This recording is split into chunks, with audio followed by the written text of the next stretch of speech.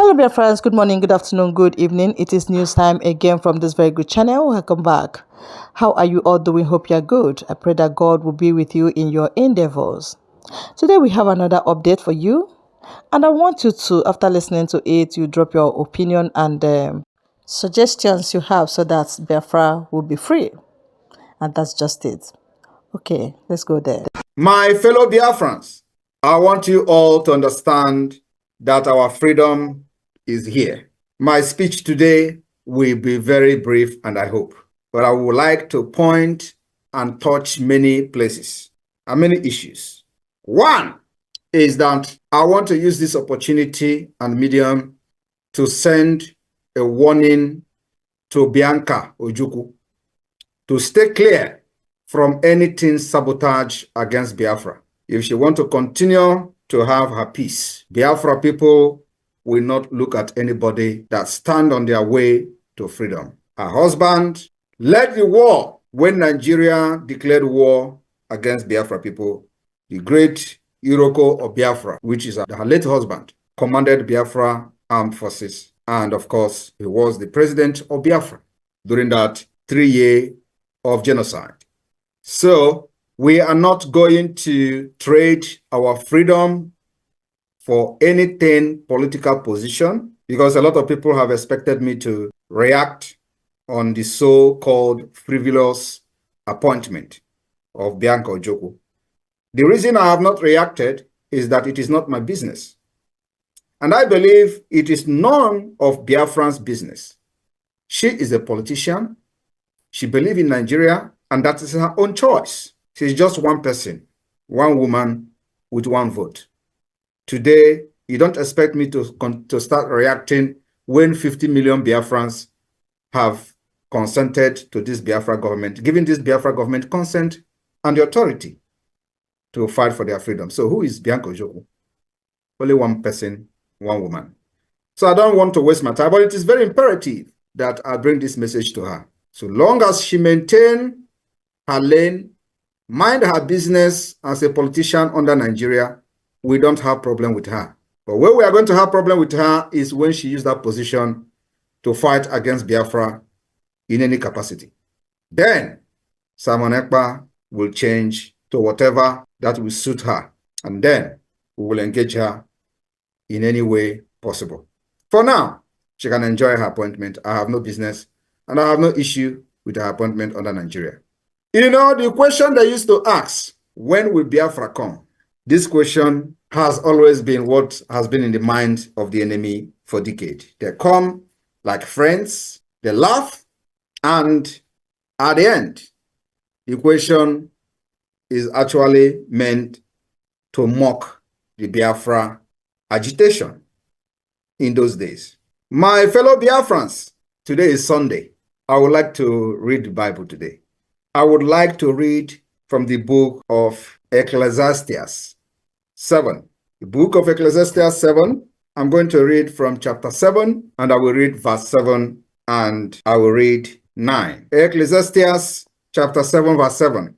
Surely oppression maketh a wise man mad, and a gift destroyeth the heart. Number 9. Be not hasty in thy spirit to be angry, for anger rested in the bosom of fools. When you expect the Biafra government and myself to act on certain issues, we don't delve into things with our anger. We take our time.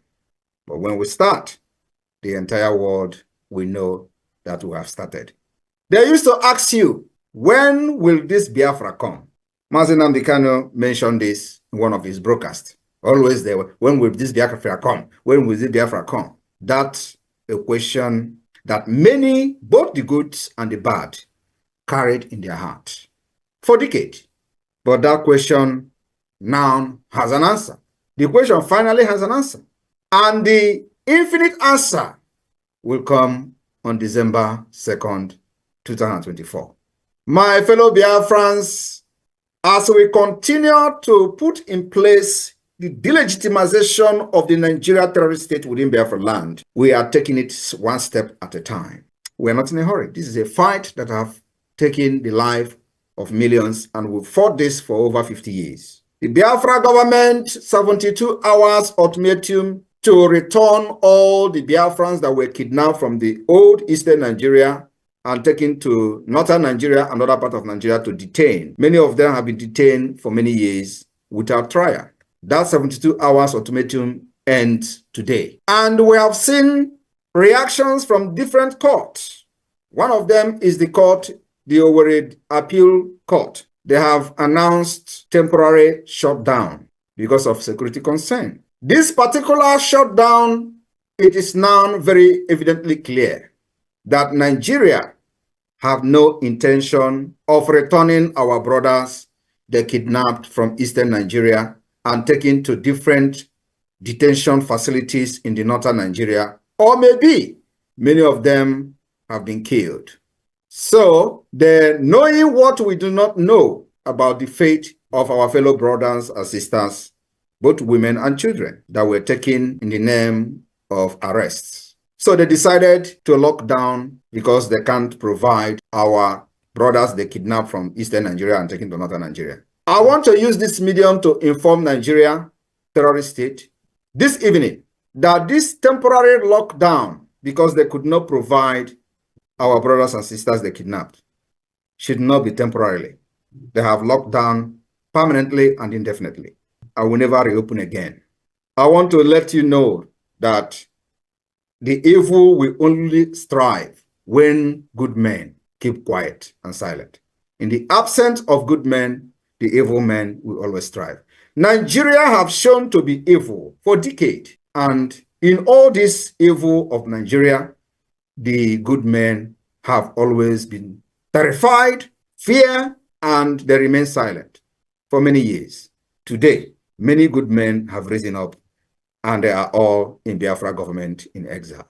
And so we are going to commit a great violence on this Nigeria state, because that's exactly what is going to restore peace. And it has started. We are going to delegitimize Nigeria institution by institution, step by step, organization by organization, government by government, and at the end, they will leave our land.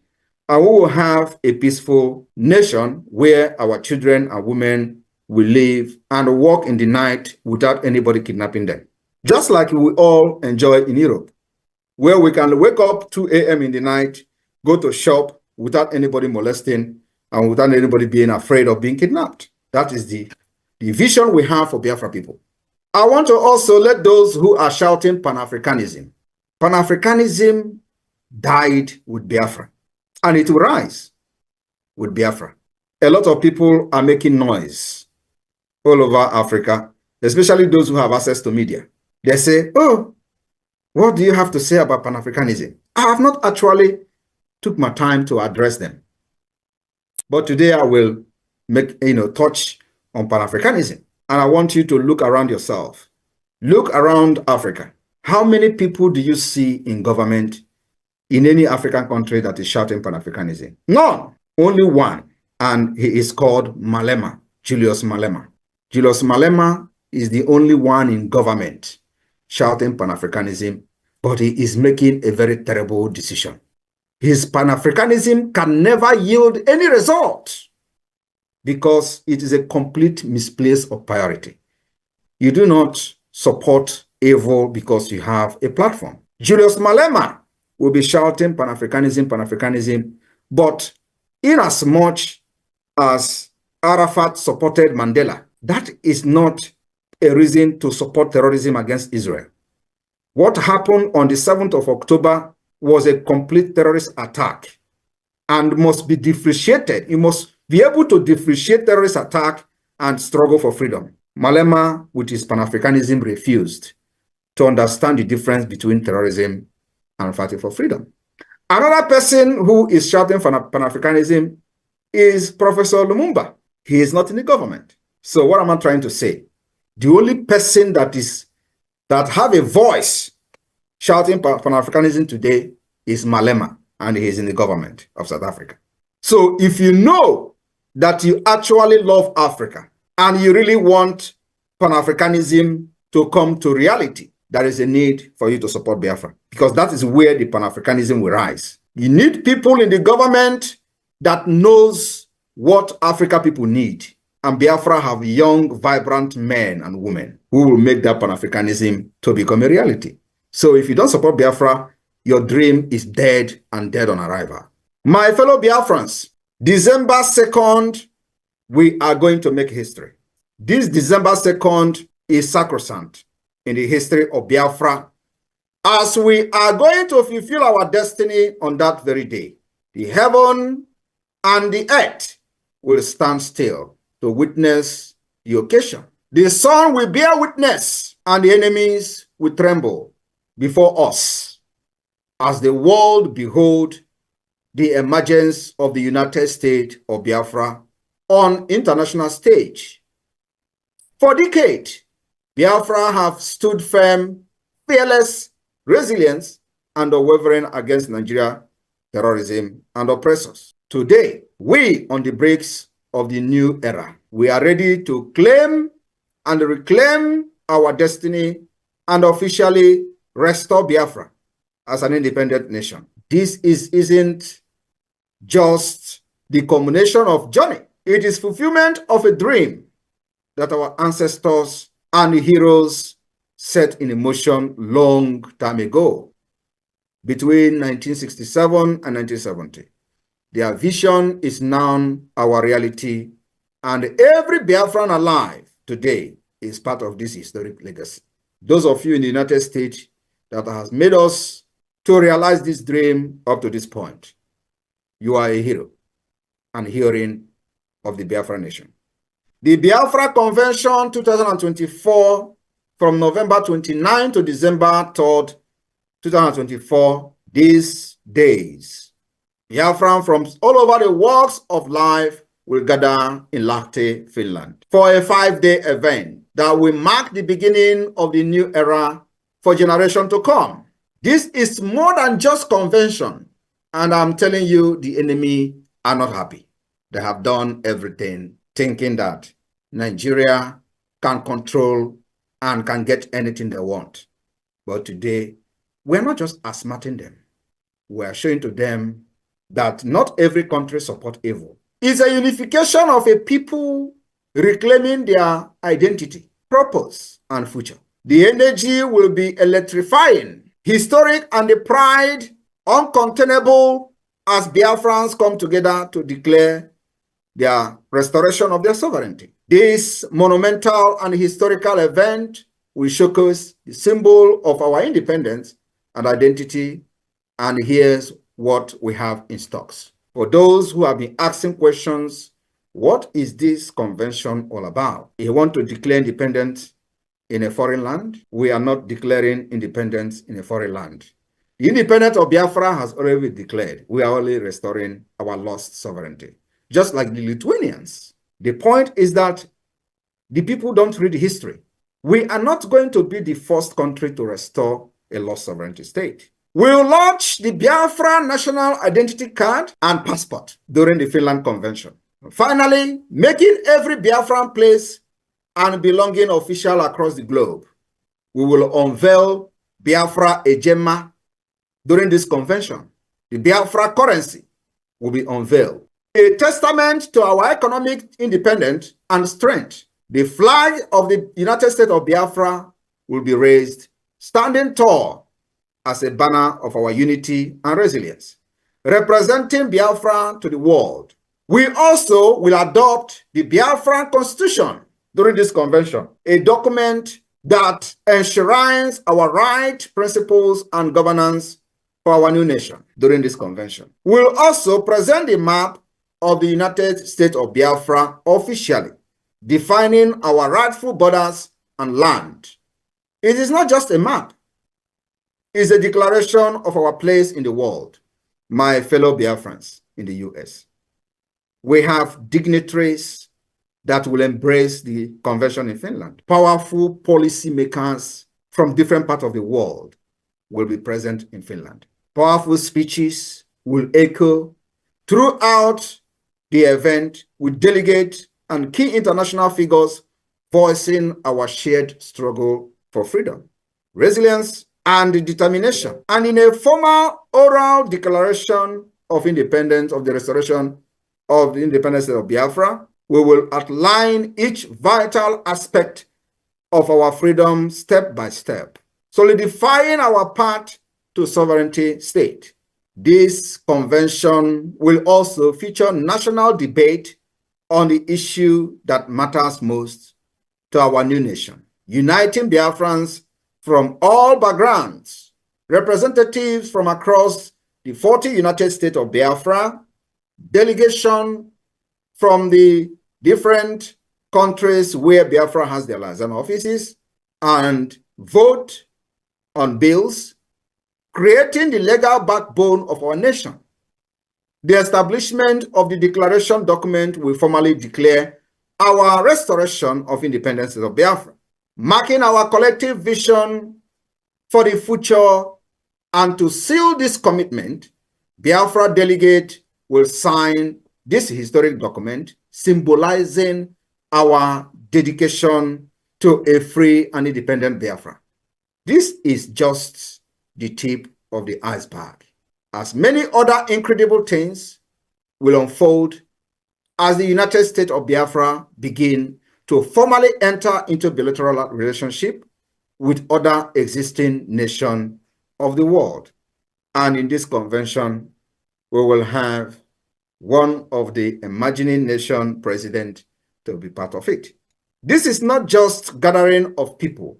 It will be unified voice of over 50 million Biafrans who have already voted in the self-referendum, reflecting the clear will of the people to establish the United States of Biafra. On November 28, the final vote count will be concluded. And if the majority says yes to independence of Biafra, Biafra people will give the Biafra government the mandate on December 2nd to officially declare the restoration of independence of Biafra, fully defend it. The Biafra government will then be empowered by this legal document that will be generated from this convention and granted all legitimacy over a sovereign and independent United States of Biafra. This whole world will be watching, and the history awaits us all.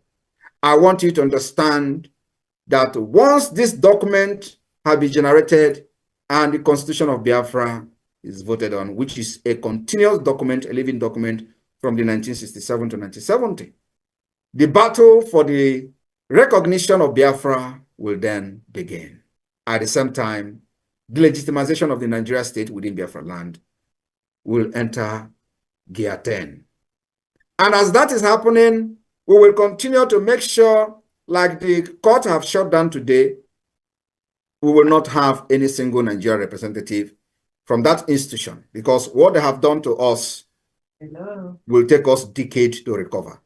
They have brought, the judiciary have brought anarchy, insecurity, and what have you in Biafra land. And the earlier we eradicate them, the earlier we evict them, the better for us. Biafra government have already laid down all the principles and mechanisms to begin to set out the judiciary of the Biafra government. It's going to take us time. If you think that this is going to be easy, think again. But let me tell you, we have every template, step by step. And you can see we are winning this war even without firing a shot. The diplomatic approach, political approach, and armed struggle approach can never fail us this time around. We will make sure we give sleepless night to those who don't want us to sleep. We will give violence to those who brought violence to us. We will defend ourselves with the same mechanism they have come to kill our people: guns and bullets. I want you to be very proud of yourself, because it is because of you that Biafra land have seen and enjoyed peace. Irrespective of the propaganda, do not listen to them.